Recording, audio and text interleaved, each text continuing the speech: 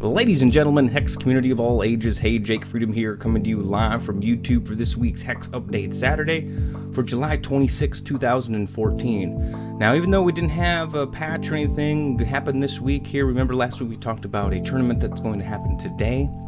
It's a free tournament. Hex is going to test out the load capabilities of the servers by not putting a player cap, so it's not going to cap at 128. We're going to be able to do, you could do 3, 4, 5, 600, depending on how many people actually get in the actual tournament. That kicks off today at 11 a.m. Pacific time. That would be, what, Central time? It'd be like 1 o'clock Central time. You can figure it out, So yeah, basically you get to play the Hex team. So you get to play Kevin Jordan, William Brinkman, Corey Jones, Chris Woods, and Phil Cape. And it looks like as I said, the cost is free. And for winning, if you have 4 wins, you get 12 packs and 20,000 gold. 3 wins is 6 packs and 10,000 gold. 2 wins is 2 packs and 5,000 gold. And 1 win, you get 1 free pack. That's not bad for entering for free. Now, granted, your time commitment is going to be a little bit more than free, but if you want to look at it where your time is free, then you get all sorts of free stuff. And they got here, this tournament has no player cap. This means everyone can play. We're looking to test the tournaments larger than 128 players, and we're also testing server load with those tournaments. Hex Entertainment staff will also be in queue. Should you meet any of them on the field of battle, they'll give you a store code for 3 packs and a draft ticket, win or lose. Now that's cool right there.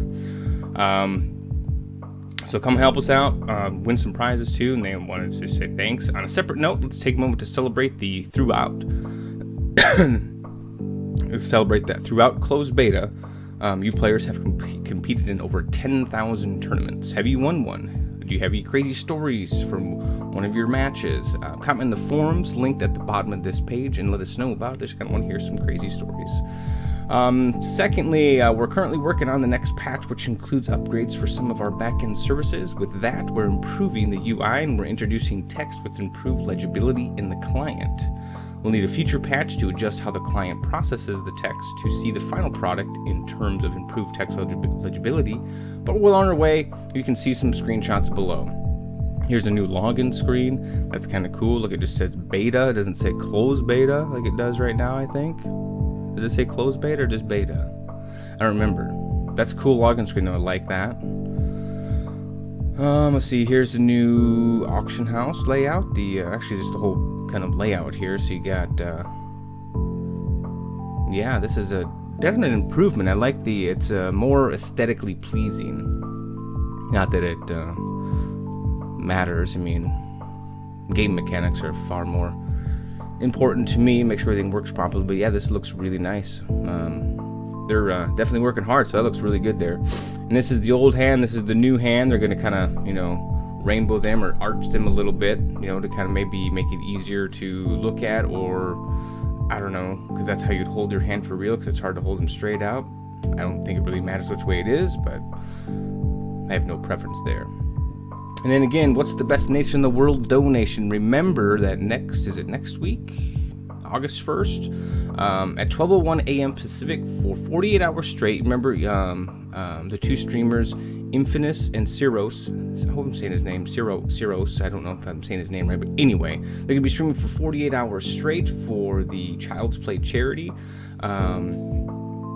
Let's see, guest stars, Hex Jeopardy, games, drafts, giveaways. The stream will have it all. And they just want to make, be sure, hey, to stop by if you can, donate, for as little as $1. And they want to say thanks to all. They've busted through their first 2 goals and now sit at $1,100. Congratulations and thank you, Hex community. If you want to donate, hit the link and pledge. Make sure to follow the Hex TCG channel and hang out August 1st. You never know who's going to pop in and what might happen. You may or may not know that earlier this week, War played one of the employees at Hex. Ben stole, and they made a deal where if Ben lost, he would reveal a set 2 Shattered Destiny card. Well, he lost. It basically says that he got steamrolled by War's deck, so I wish I would have remembered and watched that game, but I didn't. But anyway, here's the card from set 2. It's a Broad Mercenary, and it's a 4 cost, 2 threshold, 2/4 troop Venom Cleric. Now, Venom, I think there's other stuff that has Venom in it, but anyway. When this troop enters play, gain control of an opposing orc troop, revert it, and transform it into an incubation slave. That's not bad. I don't remember what the incubation slave is. Can't think right offhand what the incubation slave is. No big deal, though. So, yeah, I guess it'll have really good value if you're playing against somebody who's playing orcs. But if you're not, that's not going to be that great of a card. A 4 cost, 2/4. Yeah, so definitely if you're playing orcs, it's good. It's great.